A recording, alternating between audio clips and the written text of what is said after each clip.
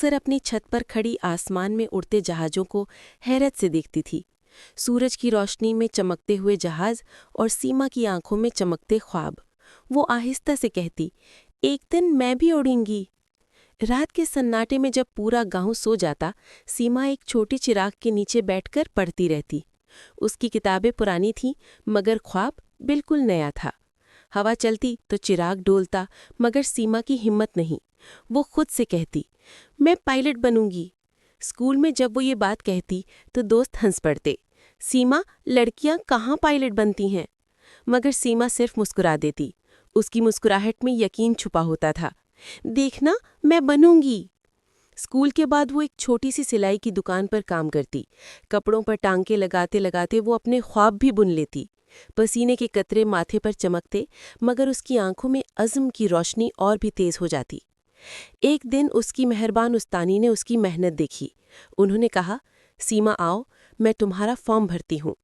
जब फॉर्म पर दस्तखत किए गए तो सीमा के हाथ कांप रहे थे, मगर दिल खुशी से धड़क रहा था।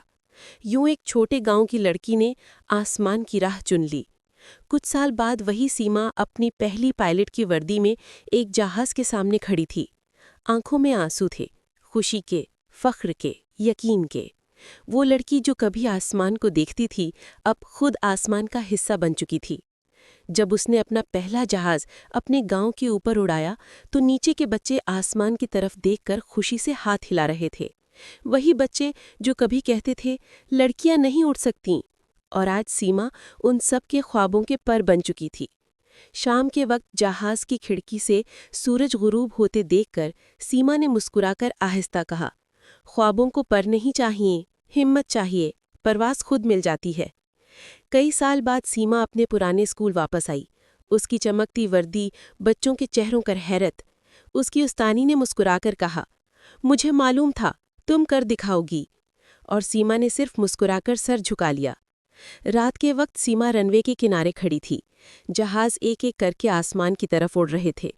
वो सितारों की तरफ देखती और गोया दिल से आवाज़ आती, ख्वाब कभी ऊंचे नहीं होते, बस हिम्मत चाहिए, परवाज़ खुद मिल जाती है।